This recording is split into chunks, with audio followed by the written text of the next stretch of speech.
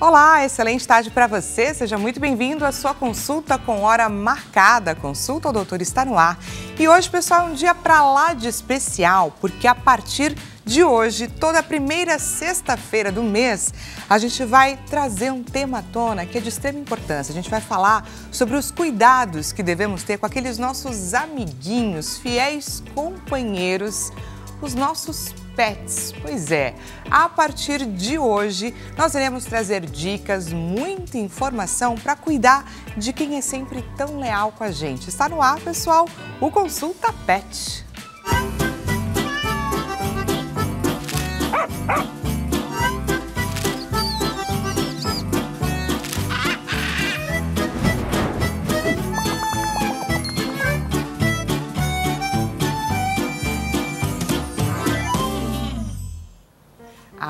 E gente, tanta coisa tem mudado, foi-se o tempo, não é? Que os nossos animais de estimação, eles ficavam ali da porta para fora. Hoje em dia, eles são praticamente considerados membros da nossa família. Por isso, esse cuidado tão especial que nós estamos tendo para trazer esse tema que é tão relevante à tona.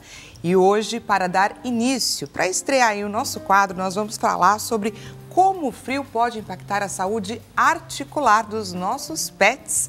Vamos conhecer mais a respeito do nosso convidado, o doutor Diego Matos, que é médico veterinário. Formado há 17 anos em medicina veterinária, sempre teve a profissão como um sonho de infância. Ao longo da carreira, tem encarado os desafios da área com coragem e determinação, especialmente no que diz respeito à constante busca por atualização de conhecimentos e aprimoramento de práticas clínicas. Além disso, reconhece e enfrenta com resiliência um dos grandes obstáculos da profissão: a recorrente desvalorização do médico veterinário na sociedade.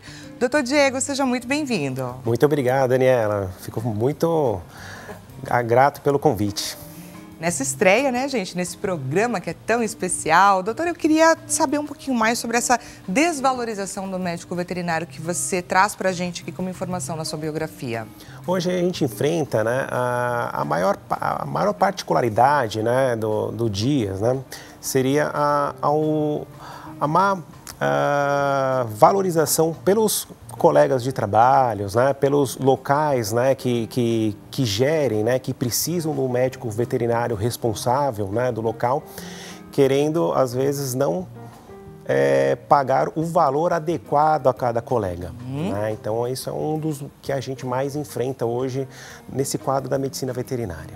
E é uma luta, não é? Porque, de uma forma ou de outra, estamos falando sobre salvar vidas, independente de que vidas são essas, e vidas que são importantes, é claro, para aquele núcleo, aquele animalzinho faz parte. Então faz todo sentido esse questionamento e essa necessidade de expor essa falha que ainda existe, não é, doutor? Exatamente, né? Quanto mais a gente precisa encarar de frente, né, as patologias, o dia a dia de cada caso clínico, né, nos demanda conhecimento, buscar fazer cursos, às vezes curso fora do país, para absorver e melhorar cada vez mais, o que lida mais com a nossa responsabilidade, né? A saúde e bem-estar dos nossos animais. Vocês entenderam, não é, gente? Por onde que vai caminhar o nosso bate-papo com o doutor Diego? Queria te perguntar, você tem um pet? Queria que você compartilhasse com a gente. Manda pra gente uma foto do seu cachorro, do seu gato, da sua tartaruga, do seu hamster. Compartilha com a gente um pouquinho da sua história, traz o seu relato, porque eu tenho certeza que ele é importante para você e que essa consulta vai ser extremamente necessária para te auxiliar aí no seu dia a dia. Lembrou de alguém a quem esse programa é importante e interessante? Nós estamos em transmissão ao vivo, pessoal, pelo site www.hittv.com.br. Clica lá e compartilha o nosso link de transmissão com alguém a quem você considera esse programa de suma importância. Também te convido, é claro, a você compartilhar com a gente o seu relato, trazer a sua dúvida, manda uma foto do seu pet pra gente pelo 0 operadora 11 3337 5886. E temos, é claro, a nossa clássica enquete acontecendo neste exato momento lá na Rede Vizinha, no @consulta ao Doutor Hit TV. Diretor João Capellini, coloca pra gente, por favor, a nossa enquete na tela. Você já notou algum desses comportamentos no seu pet? Estamos falando hoje a respeito da saúde articular desses bichinhos que pode ficar comprometida aí enquanto as temperaturas caem, não é verdade? Quando a gente começa a sentir frio. Ele evita subir em sofás, camas ou escadas, parece mais quietinho, dorme mais do que o normal, reclama ou se encolhe quando ele é tocado em certas partes do corpo ou ele chega a cambalear ou a mancar um pouco ao se levantar. Clica lá na alternativa se você consegue pontuar pra gente algum desses comportamentos no seu pet, combinado? Doutor, vamos então entender, porque com a gente, quando o tempo muda, principalmente quando esfria, o nosso corpo sente, e isso daí é um fato. Com os cachorros, com os gatos, isso não seria diferente, não é verdade? Exatamente, né? Então, quando o paciente, né, às vezes ele tem já uma lesão articular, ou ele já tem um fator de idade, né? Então, quando o tempo esfria, esses sintomas eles aparecem mais facilmente, né? Devido também, imagina quando a gente está com frio. Então, a gente tem contrações musculares. Então, a região das articulações, a gente também tem esses músculos inseridos ali. Então, o processo de dor, ele vai ser mais demonstrativo, né? Então, o cãozinho ou o gatinho, eles começam já com alguns desses sintomas. Entendi. Então, da mesma forma como a gente, quando a gente sente frio, a gente tem a nos retrair, né? A gente se retrai um pouquinho, o músculo enrijece e aí, a partir disso, a gente pode vir a desenvolver uma série de problemas, de questões, de condições. Quais são essas condições mais importantes que a gente pode perceber nos nossos pets? Normalmente vai ser aquele primeiro sintoma, né? Poxa, toda vez que a gente acordava, ele já era o primeiro a levantar, né? Ou quando tocava a campainha, ou aquele cãozinho que ele sempre estava acostumado já a subir no sofá, de repente ele já está ali no cantinho, já pedindo já, né? Alguns pacientes, às vezes, eles têm um sintoma ali, uma vez no ano, mas já é um indício para nós, né? O que pode estar acometendo, né? São fatores já raciais, né? Predispostos de cada paciente, fatores nutricionais ali, que esse paciente tem um pouco mais de peso, então está criando uma lesão já crônica, para estar começando a cometer, a passar esses sintomas para nós. Quais são as condições mais determinantes que podem aparecer com essa mudança de temperatura? Então, estamos falando de artrite, de artrose, assim como com a gente? Exatamente. O início dela, de toda lesão, né, articular, ela inicia sempre com uma artrite, né, um processo inflamatório, né? Como é que seria esse processo inflamatório? Seria um desgaste dessa cartilagem, né? Então, cada extremidade de osso, ele tem uma cartilagem, até para nos proteger ali quando a gente vai fazer qualquer tipo de movimento no nosso corpo. Quando a gente já começa a ter essas lesões, né, a gente vai ter dor, né? A gente tem um processo inflamatório. Quando esse paciente já evolui para uma artrose, já existe já um processo degenerativo dessa articulação, tá? Pode ser em qualquer região, pode ser no dedinho, pode ser no pescoço, na cauda, né? Então isso vai influenciar também o que ele vai nos desenvolver ali para nós. E todos os animaizinhos podem estar sujeitos a essas situações, a essas condições. A gente está falando aqui mais especificamente de cães e gatos, mas a gente consegue reparar essas questões com diversos outros animais, certo? Certo. Passarinhos, com hamsters. Exatamente, né? Então, quando a gente observa a mudança de comportamento, então, esse paciente pode ter uma dor já instalada ali. Então, às vezes ele vai deixar de se alimentar bem, né? Ele vai ficar mais quieto, né? A gente fala que é prostrado, né? Mas ele vai demonstrando esses sintomas para nós. Por mais sutil que seja, mas já está iniciando ali. Por isso que é importante a gente ficar muito atento aos nossos amiguinhos e a perceber, porque são pequenos comportamentos. Afinal de contas, eles não falam. Então, não tem como eles virem reclamar de qualquer coisa pra gente. Mas a gente precisa ficar atento e entender essas mudanças comportamentais de fato. Exatamente. Então, eles demonstram para nós, né? Então, aquele paciente que ele vive na cama, ele vai começar a pedir para subir, né? Então, a gente sempre deve se adequar, né? Ver como esse paciente ele está evoluindo, né?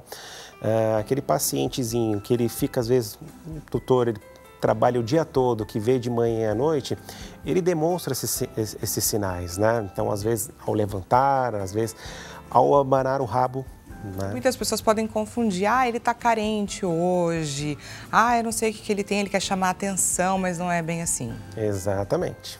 É importante ficar atento, gente, porque a mudança de comportamento pode dizer tanta coisa a respeito do seu animalzinho. E aí eu queria entender um pouco com relação às raças, porque tem raças que têm mais predisposição a determinadas doenças, a determinadas questões do que outras. Todo mundo costuma dizer que assim, o cachorrinho de rua, né, aquele fiel companheiro, vira-latim, enfim, nada acontece com ele, nada abala, mas não é bem assim, não é, doutor? Não é assim não, viu? Alguns pacientes já têm fatores genéticos que vão ter maior probabilidade de desenvolver essas patologias. Vamos dizer, raças grandes e gigantes têm mais predisposição à formação das displasia coxofemoral, né? Que são aquelas alterações na cabeça do fêmur, né?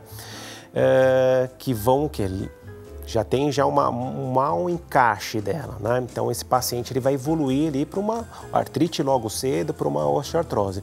Só que a gente às vezes acha que é só nos cães grandes, às vezes cães pequenos também tem, né? Algumas conformações daqueles cãezinhos que são mais rebaixados, como os dachshunds, famosos salsichinhas, né? Propiciam mais as lesões de coluna, né? Devido ao impacto, né? Então uma predisposição maior ao como eles andam, né? Fatores genéticos também de crescimento que tem alterações no joelho, né? Então isso vai influenciar até como nós sentamos na cadeira comparado a nós, né? Se a gente tem aquela certa mania, ao longo dos anos a gente vai também desenvolver as lesões, né? Os cãezinhos as mesmas coisas, às vezes eles já nascem com algumas alterações, desde nas perninhas, né? Ou nos bracinhos dele, que podem desenvolver a longo prazo. E os gatos? Quais são as diferenças que devem ser observadas? Os gatinhos, por eles terem mais mobilidade, né? Às vezes aquele gatinho ele vai dormir o dia todo, ele tem mais aquele aspecto noturno, então às vezes acaba fugindo, às vezes, do olho do tutor, né? Mas eles também desenvolvem artrose, algumas raças, principalmente Maine Coon, aquelas raças grandes, desenvolve também displasia, né? Então algumas doenças que a gente acha que só nos cães eles desenvolvem, nos felinos eles também têm. Pensa que um felino que ele sempre está pulando nos locais, tem impacto nas articulações, então pode desenvolver essas lesões. Perfeito. E aí os animais que eles já tiveram qualquer tipo de fratura, quando as temperaturas caem, aí é um fato que isso vai vir a ser um gatilho? Normalmente, qualquer tipo de lesão que nós tenhamos, por mais que seja articular ou uma fratura óssea, quando tem essa alteração de temperatura, esses pacientes eles tendem a desenvolver, por mais que ele não tenha ali, vamos dizer, clinicamente já foi tido alta da fratura, tudo mais, eles podem desenvolver alguns fatores, às vezes, de claudicar, de dor no local, né? Isso influencia também na resposta do desenvolvimento dele da alta médica, né? Da cicatrização. Então ele sobrecarrega mais um outro lado, né? Então isso influencia bastante. Temos perguntinha da nossa audiência, pergunta do Lucas, do Rio de Janeiro. Lucas, seja muito bem-vindo à sua consulta. Boa tarde, Dani doutor. Com o frio, a frequência dos banhos muda? Olha, pode mudar. Pode mudar. Pode mudar, né? Então, alguns pacientes que comecem a desenvolver, né, esses sintomas, né? Às vezes a gente orienta a não dar tantos os banhos, né? Porque eles ficam mais tensos, às vezes é um fator de estresse para eles, né? Não é que não deve dar banho, mas deve ser sempre assistido, às vezes, por um médico veterinário, né? Para não desenvolver aumentar mais ainda esse fator de dor pós-banho, né? Pela tensão que eles ficam ali na hora do banhozinho.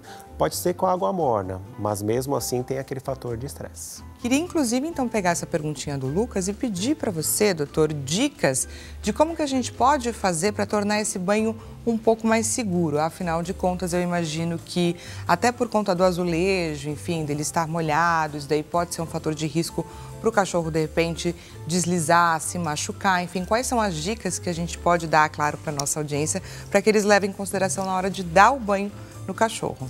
Hoje, o que seria o mais indicativo, né? Locais que façam o banhozinho com hora marcada, para não ter tantos cãezinhos ao mesmo tempo. Normalmente as banheiras são de azulejo, ter um piso mais emborrachado, né? Ter profissionais capacitados ali com paciência para dar o banhozinho no seu pet. O banho também, na hora que ele está massageando, também ajuda ali a relaxar um pouco. Né? Então, fazer um banho ali com uma hora marcada, com horários ali para esses pacientes que tenham essa dor, né? Diminuir, né, esse fator de estresse, eu acho que seria o mais indicativo ali.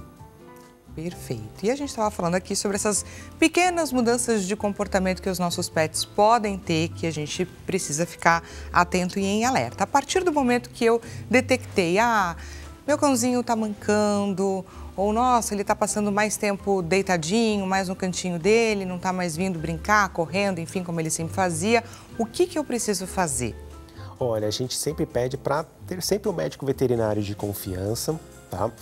Levar esse paciente para exames periódicos, né, em consultório. Eu sempre oriento fazer a medicina veterinária preventiva, né? Então, prevermos sempre o grau ali para não chegar num estado mais agudo, né? Alguns pacientes, às vezes, eles têm mais esses quadros crônicos de dor. Mas eu creio que com exames e com o médico veterinário ali junto, né, a gente diagnosticando realmente a patologia dessa artrose, desse início, né, eu creio que a gente vai ter uma qualidade de vida para esse pet. Perfeito. Tenho aqui mais uma perguntinha. Na verdade, esse aqui é um relato, gente, da Maria Ângela, do Espírito Santo. Maria Ângela, seja muito bem-vinda à sua consulta. Amo demais, meu cachorro é como se fosse um filho. Isso é muito comum, não é, doutor? Isso. Chegou para mim um momento muito difícil e me ajudou muito. Cuidar dele no frio é primordial. É muito bacana, não é? Porque existe uma dedicação e é uma via de mão dupla, de fato, né? Porque o amor que a gente dá é, de fato, o amor que a gente recebe, não é? Exatamente. A gente tem que pensar a gente fala os animaizinhos, né? Mas são nossos filhos, né? Eu também tenho Eles vêm para dar amor, né? Então, o amor é o sentimento mais incondicional ali, né? Ele não tem valores, nada, né? Então, isso é o que mais, às vezes, a gente está naquele dia, né? Que está estressado no trabalho, mas a gente ali em contato com eles, né? Então, eu acho que é essa via de mão dupla mesmo, né? Mas é aí que a gente observa, naquele abracinho, ele vai sentir um pouquinho de dor, algum sintoma, então isso é o mais importante que a gente tem, né? Essa criação de laço, né? Hoje eles são humanizados, né? Então eles dormem com a gente, eles têm a caminha, no carro eles vêm com aquela cadeirinha ali própria para eles. Hoje, a maioria dos restaurantes hoje aceita os hotéis também, né? Pet friendly. Exatamente. Então, eles estão sempre com nós, né? Então, ali que a gente consegue ver algum desses fatores, principalmente quando vai esfriando ou de um dia para o outro, quando a gente, nossa, hoje está calor e amanhã vai esfriar bastante, eles já demonstram alguns sinais já. Já dão umas indicações pra gente. E a gente estava, inclusive, comentando antes do programa começar o quanto tem mudado, não é, doutor? Que o cachorro antes, ele ficava da porta da casa para fora, ficava ali na área, né, na área externa e tudo mais. E hoje em dia eles, de fato, viraram uma pessoinha da família, né? O cuidado, a dedicação, o carinho é completamente diferente. Exatamente. Hoje, com esse fator da humanização, né, hoje a medicina veterinária, ela acompanha, né? Então, a gente tem hoje alimentação natural, né, que tem que ser passada com o nutrólogo veterinário. Hoje a gente tem rações extremamente balanceadas, né? Antes eles comiam, às vezes, o que nós comíamos, né? Os fatores de diagnóstico hoje, com algumas doenças que nós temos, a gente não diagnosticava. Vamos pegar 20, 30 anos atrás, né? Hoje a gente já tem um outro parâmetro, então a gente consegue adequar melhor hoje para a qualidade deles. E o quanto o mercado tem mudado, inclusive, em função disso, não é? Tantos produtos, tantas ofertas de itens, enfim, diferenciados que antes a gente nem imaginava que poderiam vir a fazer parte nesse contexto. Vamos falar a respeito de quais são os exames que são necessários para a gente entender quais são os exames que a gente precisa fazer com os nossos cachorrinhos, com os nossos gatinhos. Como a gente lida com articulação, né? Primeiramente o exame físico, né? Exame clínico do paciente, como um exame ortopédico, né? Então a gente avaliar as articulações, né?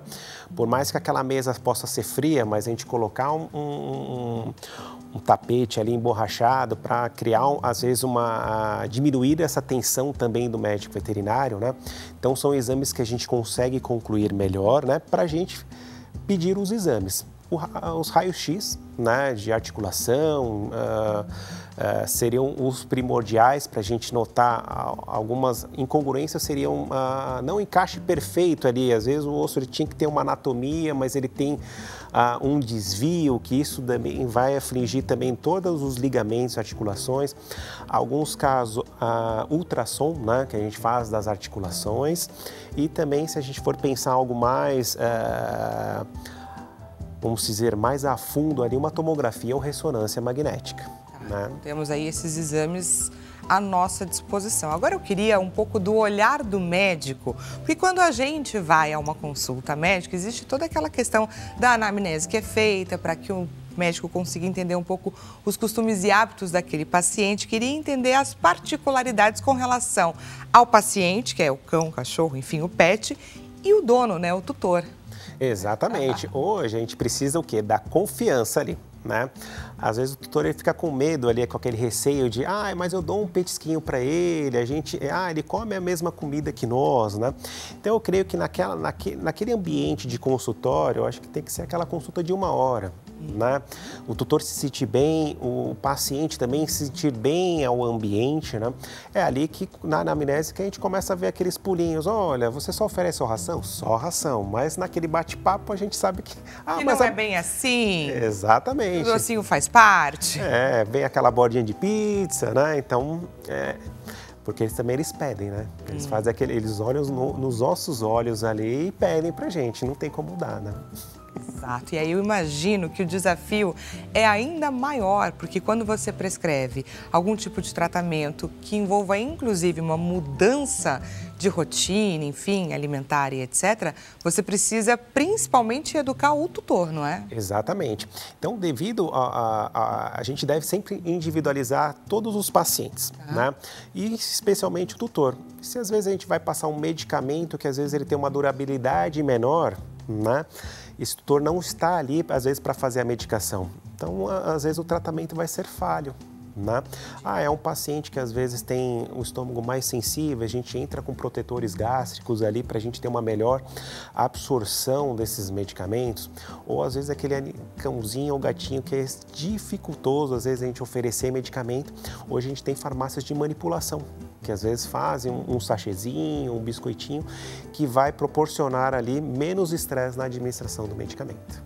Temos alternativas, isso que é importante que a gente saiba. Recebemos aqui mais uma perguntinha da nossa audiência. Boa tarde a todos. Por curiosidade mesmo, tartaruga pode sentir frio, doutor? Como identificar? Esse nosso telespectador não se identificou, portanto, por isso que eu não trouxe o nome dele, mas eu achei bastante pertinente e interessante a pergunta.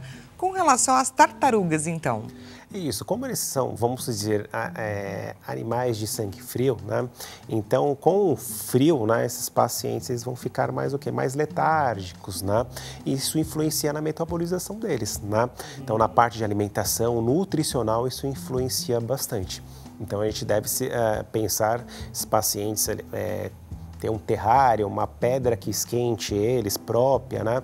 Tomar aquele solzinho que às vezes nesses tempos de frio, às vezes fica mais aquele tempinho nublado. Então a gente tem que verificar também esse aspecto da metabolização dessa tartaruguinha. E isso daí é tão importante, não é, doutor? Porque a gente acha assim, ah, não, ela tem um tempo dela, ela tá ali na dela, deixa ela. Mas não é bem assim, tem que estar atento, inclusive, com as nossas parceiras. Exatamente. Temos aqui uma pergunta do João Pedro, de São Paulo. João, seja muito bem-vindo à sua consulta. É necessário mudar a alimentação dos pets no frio? Olha, vamos pensar o seguinte, a parte nutricional... Uma sopinha? A sopinha, sim, em si não seria tanto, né? A gente sabe que hoje a gente também, os nossos pacientes também têm muita hipersensibilidade alimentar. Então, às vezes, aquela canjinha ali, a gente vai ter alterações, o quê? No sistema gástrico-intestinal deles. E, às vezes, com cólica, esse paciente já tem uma lesãozinha na coluna. Vai predispor mais ali ainda esse fato de dor, né? Então, o paciente, ele vai, vamos dizer assim, ter aquela diarreia, né? Então, tem aquela constipação, né? Aquela dor, né? Abdominal. Então, isso influencia na dor deles também. Então, a parte nutricional é importante, ser ao longo todo ali para cada um. Cada caso é um caso. Não dá para descuidar. Exato. De fato. E vou trazer aqui mais uma perguntinha, que é da Rita aqui de São Paulo. Boa tarde, Dani. Doutor, meu cachorro não gosta de usar roupas no frio. Como fazer para ajudá-lo? Um desafio, né? Então, o que a gente deve se manter ali, né? Um ambiente mais quente, né? Com cobertinha, com um tapete ali, uma caminha própria para ele, né? Um ambiente, às vezes, se a gente puder utilizar um aquecedor, né? No ambiente ali, vai ajudar bastante, né? Porque tem cãezinhos que não utilizam mesmo a roupinha. E para você que está gostando do nosso Consulta Pet, a gente vai para um rápido intervalo e já voltamos com mais informações para você que é pai ou mãe de pet. Te espero.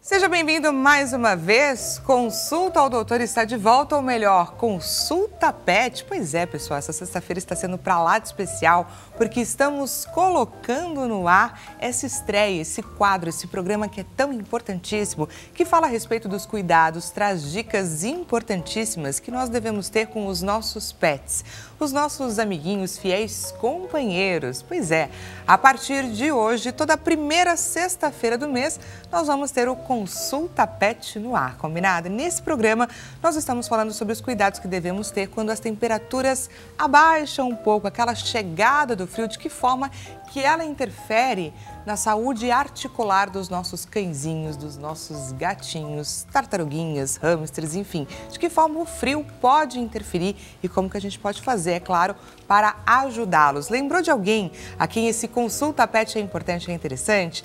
Nós estamos em transmissão ao vivo, pessoal, pelo site www.hittv.com.br.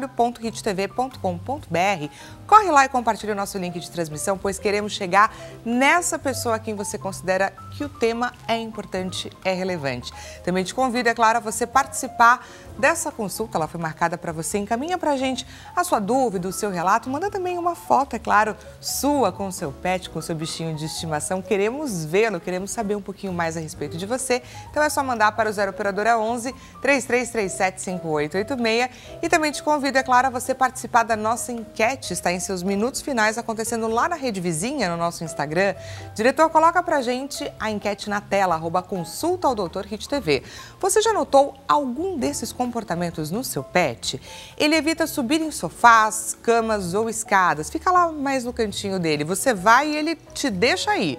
Parece mais quieto, dorme mais do que o normal, reclama ou se encolhe quando ele é tocado em certas partes do corpo, cambaleia ou manca um pouquinho ao se levantar. Já notou algum desses comportamentos, é claro, no seu animalzinho? Clica lá na alternativa que a gente vai trazer a importância de você prestar atenção nessas pequenas mudanças de comportamento que vão fazer, é claro, toda a diferença.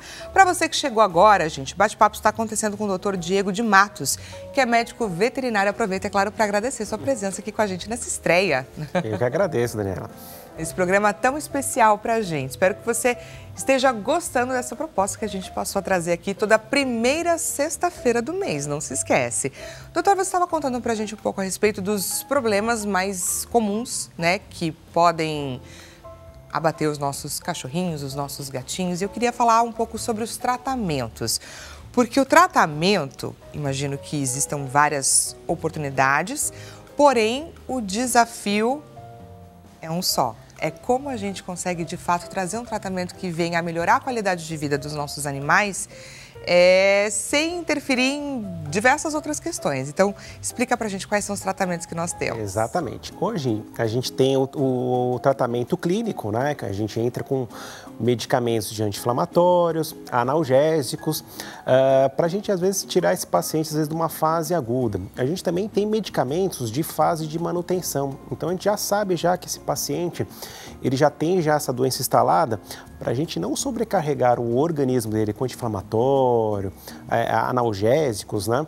A gente também tem medicamentos ali que eles vão durar longo prazo. Então, eles demoram um pouquinho mais para começar a fazer o início, né? Então, hoje a gente tem a gabapentina, ou a gente também tem os condroprotetores, né? Que seriam a glicosamina, a condroitina.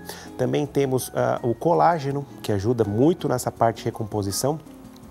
Para ajudar ainda mais na síntese, né, para fazer um novo colágeno, a gente também tem a suplementação de algumas vitaminas, principalmente a vitamina C, D e E, então ajuda nesse aspecto. E também temos hoje novos estudos que é o ômega 3. Né? O ômega 3 ele é um excelente oxidante e ele também atua como anti-inflamatório na cápsula articular. Só que isso é oferecido cronicamente, tá? A gente saindo desse tratamento clínico de medicamentos, a gente também tem outras áreas. A parte de fisioterapia, Antes da gente ir para essas outras áreas, eu queria entender um pouco mais a respeito dos anti-inflamatórios. Porque assim como com a gente, eu imagino que eles sirvam para tirar a gente de uma crise, certo? Isso. A gente tem alguns anti-inflamatórios ali que eles não são à base de hormônios, né? Os não esteroidais, né? Que seria mais ou menos um meloxicam ou carproflan. O meloxicam normalmente é utilizado uma vez ao dia, o carproflan é 2 vezes ao dia, a gente consegue prorrogar um pouco mais. Nós temos também alguns outros anti-inflamatórios que eles têm uma durabilidade muito maior, né? O maropitam, que ele vai influenciar o quê? Nessa dor aguda desse paciente, né? Imagina só, nós com uma dor muito intensa, a gente vai liberando outras substâncias do nosso corpo, né? Então a gente deprime nosso organismo. Então a gente utiliza alguns medicamentos ali realmente para acessar. Hoje a gente também tem no mercado um medicamento que ele é como se fosse ele vai desligar e o botãozinho da dor. Ele é uma vacina, na verdade. É monoclonal, que vai ajudar o quê? Nesse controle de dor. Só que numa fase aguda a gente tem que adentrar, às vezes, com anti-inflamatório mesmo. Mas é um medicamento para esses pacientes ali, você desliga mesmo. E aí, como efeito colateral, o que a gente pode trazer de informação? De informação, normalmente, quando a gente entra com um anti-inflamatório, seria a absorção dele ser tanto no estômago como no início do intestino. Então, seriam vômitos, né? Então, algumas alterações da flora intestinal, né? Lesionando ali as velocidades e tendo diarreia. Então, alguns pacientes podem desenvolver. Quando a gente entra com medicamento, a via de eliminação deles também é pela urina. Então, às vezes, a urina vai notar que às vezes ela fica um pouco mais concentrada, mas é devido à medicação também.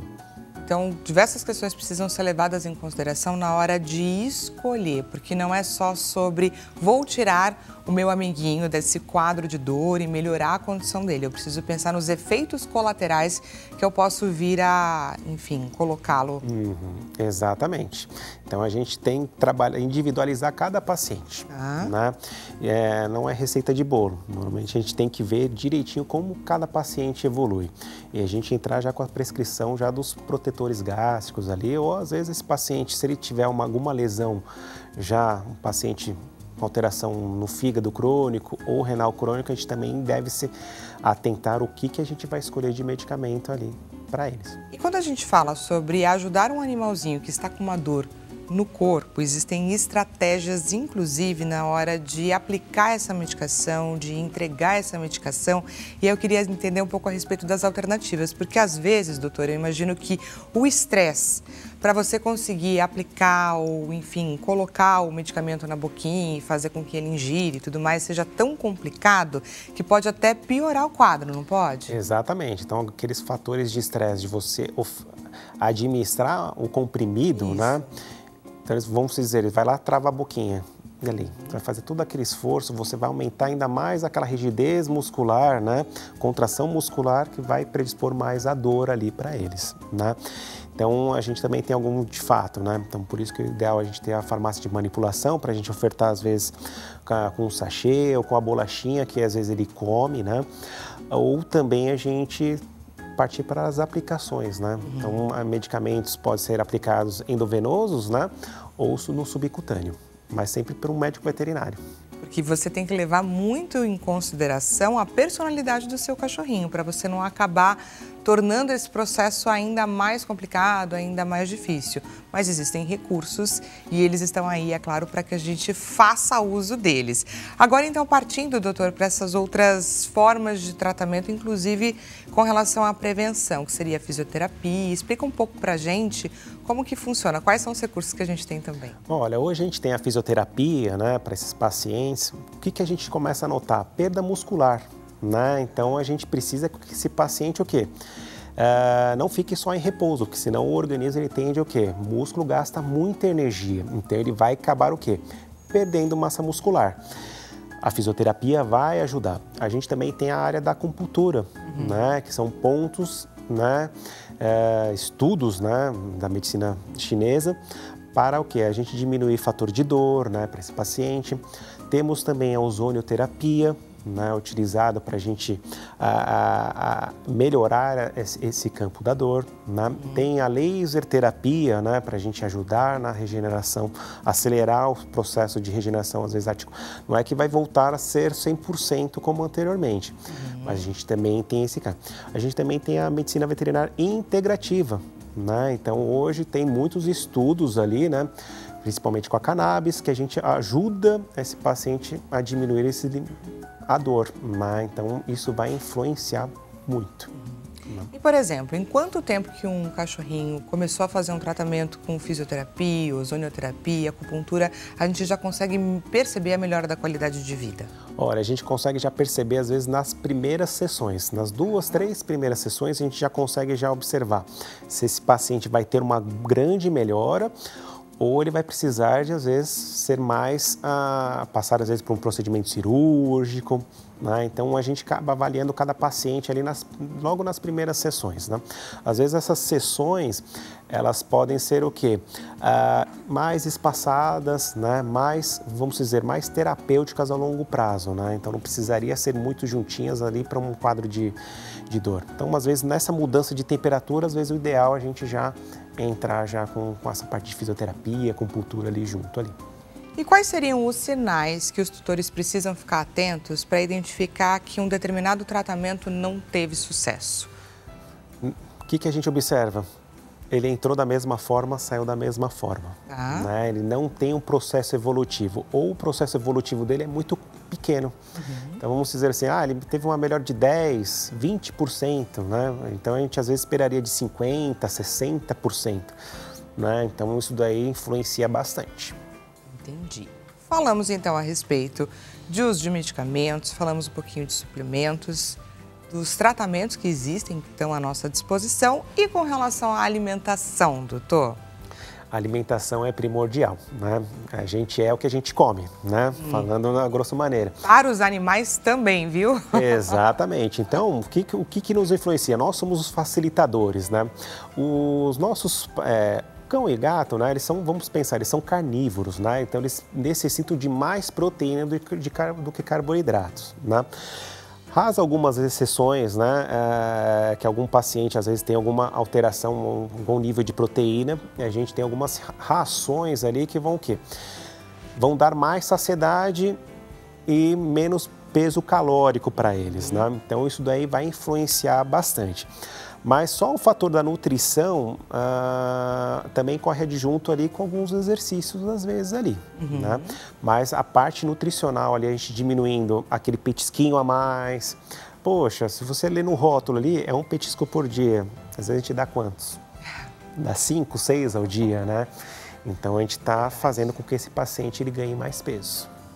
E o que a gente pode trazer de informação e de estratégia para os tutores que têm dificuldade de controlar esse petisco ou que não sabe muito bem o que fazer quando o cachorrinho pede, não tem coragem de negar, enfim, porque é importante trazer à luz a consciência de que você está ajudando o seu pet. Se ele precisa de fato perder peso e isso vai ser importante para que ele não sinta dor, é muito necessário que essa mudança aconteça no tutor. Exatamente. Então a gente pode preparar ali para eles, ali na geladeira ali, deixar um cantinho para eles ali, um pouco de frutas, né? Então seriam não as frutas cítricas, né? Então a gente pode deixar uma pera, uma maçã, um melão, né? Então são frutas ali que eles têm boa aceitação, né? Às vezes a gente oferecer uma banana vai ser mais calórica, né? Outros legumes, né, que a gente também pode oferecer para eles também, né, que tem um baixo teor ali de carboidratos, né, de calorias, isso que vai influenciar bastante. E às vezes a gente tem aquela influência daquele pet que ele só come a raçãozinha se tiver algum úmido por cima. Então isso também é um desafio, né? Então a gente acabou condicionando ele chegar nessa forma. Então às vezes a gente orienta, às vezes, entrar com chuchu, porque o chuchu ele pega o gosto, né, dos alimentos ali do local. Abobrinha ajuda bastante. Às vezes a gente entrar com um pouco de fibra, às vezes a cenoura, às vezes ela vai potencializar a alergia. Não é que ela vai causar, mas ela pode potencializar a alergia. Então a gente pode ali com o chuchu, com a abobrinha ou até a berinjela, que ela é muito bom para o fígado também, oferecer ali na raçãozinha ali junto ali para eles. Berinjela é bom para o fígado do cachorrinho? É bom. Extrato de berinjela, ele é excelente. Olha só, pessoal, dica anotada. Você quase começou a falar a respeito dos exercícios físicos, que obviamente, se o cachorro precisa, ele estiver com sobrepeso, a prática de exercício físico é essencial. E que exercício que a gente está falando, doutor? Principalmente com um cachorrinho que tem dores, né, em articulações e tudo mais. O que a gente pode fazer mais? É andar numa linha reta. Né? Então, o andar sem aquele exercício físico que a gente fala, a gente jogar uma bolinha ou sair para correr com eles, só o exercício dele andar na rua, poucos passos ali já estimula. Se é um paciente que às vezes já tem uma lesão já articular no joelho, ele nem vai conseguir andar, então a gente teria que entrar o quê? Já com uma hidroterapia, né? Entrar com a esteira aquática para a gente diminuir o impacto, né? Para ele, e a gente até conseguir perder algumas calorias aí durante as semanas, né? Mas só aquele exercício do simples passeio para ele andar na rua, fazer as necessidades de ajuda já. Ele anda na casa dele, porque não pode andar em linha reta ali. Precisa andar 10 quarteirões, mas pelo menos ali a ver como ele fica significativamente depois desse passeio, então isso influencia como a gente pode ir aumentando ali. Quais são os exercícios que precisam ser evitados, que eles podem vir a ser um gatilho para dor? Normalmente aqueles de muito impacto. Então aquela simples bolinha ou aquele disco que você joga no parque, eles vão correr muito, né? E aquele impacto de frear, ele vai lesionar ainda mais. Principalmente aquele cãozinho que também gosta de subir e descer escadas, também isso influencia. Às vezes a gente acha que às vezes é só o pular, mas na queda é o maior impacto ali nas articulações. Então a gente começa também a colocar aquele portãozinho ali para a gente dificultar às vezes ele subir e descer a escada ali, que vai influenciar. Então tudo exercício de impacto a gente tem que ter mais zelo. Perfeito. Temos aqui mais uma perguntinha da nossa audiência, pergunta da Carla Santos aqui de São Paulo. Carla, seja muito bem-vinda à sua consulta. Quais vacinas ou tratamentos preventivos são importantes para essa época do ano? Vamos lá, né? As vacinas, né, para essa época do ano, a gente tem a famosa vacina contra a gripe canina, né? Só que hoje, né, a gente também tem outros tipos de gripes, né, que não estão na vacina. Então, às vezes, cãezinhos, às vezes eles são mais predispostos, às vezes, a desenvolver. Poxa, mas o tutor fala, poxa, mas estava vacinado contra da gripe. Mas, normalmente, essas vacinas elas são contra aquelas doenças que vão evoluir para uma broncopneumonia muito rápido, né? Então, o paciente ele pode ir a óbito em alguns dias, né? Então, essa vacinaçãozinha seria bem eficaz nessa época do ano, né? Que esfria, agora vem época de férias, são doenças mais sazonais, né? Então, seria o que a gente entraria mais para ter uma qualidade de vida para eles. E aí, com relação a essa questão dos tratamentos que a gente pode fazer de forma preventiva, se eu sei que o meu cãozinho, ele já tem uma determinada condição ali latente, está chegando a época, o período mais frio, o que eu posso pensar em termos de estratégia para ajudá-lo? Eu já posso dar início, de repente, a sessões de fisioterapia, qual a periodicidade, coisinhas assim? Como é sazonal, né? Às vezes alguns pacientes demonstram em algumas épocas do ano, então a gente já sabe que a gente já pode começar, às vezes, o tratamento com uma acupuntura, com a parte de fisioterapia, que é super importante. A suplementação ali com ômega 3, os condroprotetores, eles devem ser crônicos, devem ser administrados sem épocas, né? Para o quê? Às vezes a gente vê ali no rótulo, mas vem condroitina, glicosamina já na ração, mas ela não está na forma de suplementação, tá? Que é o que a gente precisa. Então a gente já deve se adequar antes, né? Sempre com a observação do médico veterinário para passar as melhores orientações, né? Então aquela roupinha, aquele banhozinho ali, né? Então a gente intercalar bem nesse período. Perfeito. E vou trazer aqui mais uma perguntinha da nossa audiência. Usar secador após o banho pode prejudicar a pele dos pets? A pergunta é da Amanda Sacabe, aqui de São Paulo, capital. Amanda, seja muito bem-vinda à sua consulta. Secador após o banho prejudica a pele? Na verdade, depende de como você vai utilizar esse secador, né? O secador convencional que a gente tem para o nosso cabelo, ele não vai secar corretamente ali o paciente, né? Por mais que a gente tenha os secadores, sopradores profissionais no banho e tosa, existem trabalhos que eles demonstram que mesmo o cãozinho ali, né, secando corretamente, deixando pelo menos um palmo sem encostar na pele, né, para ressecar, a pele ainda do paciente fica quase um dia úmido. Isso no pet shop.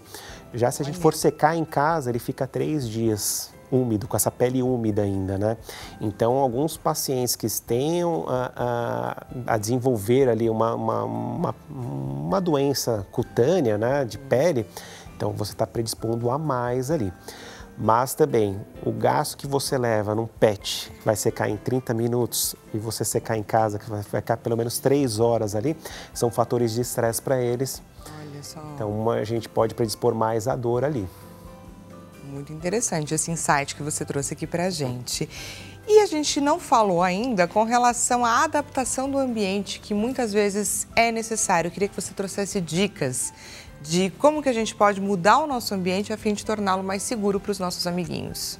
Hoje, o que a gente observa, né? O chão ou o piso, né? Ou são ali piso frio ou são de madeira, né? Então, para esses pets que às vezes já têm essas doenças osteoarticulares, para eles levantarem, eles vão escorregando, eles não têm tanto apoio.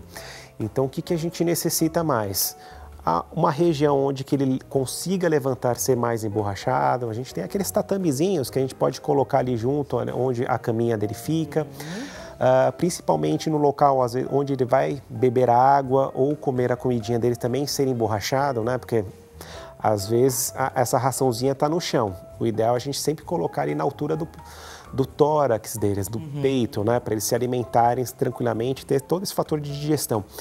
Às vezes a perninha vai escorregando. Então a gente tem um chãozinho mais emborrachado ali, um tapetinho ali, seria o mais indicativo ali para eles. E pequenos cuidados, gente, que podem fazer toda a diferença. Vamos conferir, pessoal, o resultado da nossa enquete?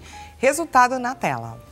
Você já notou algum desses comportamentos no seu pet? Essa foi a pergunta que a gente levou lá para o nosso Instagram, para os nossos seguidores. 36% alternativa mais votada, parece mais quieto e dorme mais do que o normal. Esse é um comportamento bastante característico, doutor, que precisa ser levado em consideração? Deve sim muito, né? Porque aquele paciente que ele é extremamente ativo, então ele está deixando o quê? Eu preciso ficar mais inerte para não sentir dor. Né? Então... Em que para isso eu precise não estar mais perto do meu tutor, não ver aonde ele está, para onde ele está indo, coisas que são tão necessárias, não é? Exatamente. Então, aquele simples fato de quando você chega em casa, ele demora um pouquinho já para vir, então já é um indício. Né? E aí, notou esse comportamento, o que a gente pode trazer de dica só para encerrar esse nosso primeiro episódio? Não negligencie, não é, doutor? Nunca. Sempre tem um médico veterinário de confiança. Né? Hoje nós somos comparados com pediatras, né? Que a gente cuida dos filhos. Né? Então acho que a gente sempre tem que ter aquela conversa aberta. Né? Hoje a gente tem a facilidade, às vezes, do WhatsApp. Olha, aconteceu isso, olha como é que ele está. A gente tem o celular, a gente pode filmar como é que ele está andando, como é que ele está desenvolvendo, né? Então, aí que a gente toma já as primeiras precauções ali, né? Então, sempre leva para um atendimento, ou o médico veterinário consegue ir até o local, né? Hoje a gente tem atendimento domicílio, então isso favorece mais o conforto do paciente. E essa época do ano é uma época que, infelizmente, favorece a essas crises. A grande questão é que você esteja atento e consiga, de fato, fazer algo para ajudar o seu amiguinho, não é? Correto. Então, a gente tem que estar sempre de olho neles aí. Muito obrigada, doutor. Espero que você, do outro lado da telinha, também tenha gostado desse nosso Consulta Pet. A partir de hoje, toda a primeira sexta-feira do mês, iremos, é claro, trazer temas importantíssimos a respeito desses nossos amiguinhos de estimação. Para você que gostou do nosso bate-papo, Dr. Diego de Matos, veterinário, deixa à sua disposição, pessoal. O Instagram, @Diego_D_Matos, com 2 T's. E ele também deixa à sua disposição o e-mail, mvdiegoDematos@gmail.com. Doutor, mais uma vez, muito obrigada, viu? Eu que agradeço aí, espero ter ajudado os pais de pets, todos os tutores ali, para essa época do ano aí influenciar bem essas alterações de comportamento. Eu tenho certeza, gente, que papais e mamães de pet saíram deste nosso primeiro programa Consulta Pet mais informados e prontos para ajudar os seus amiguinhos. Muito obrigada, pessoal, pela companhia. Um excelente final de semana para você. E voltamos a nos encontrar segunda-feira com o nosso Corpo em Movimento, combinado? Até segunda! Obrigado, viu?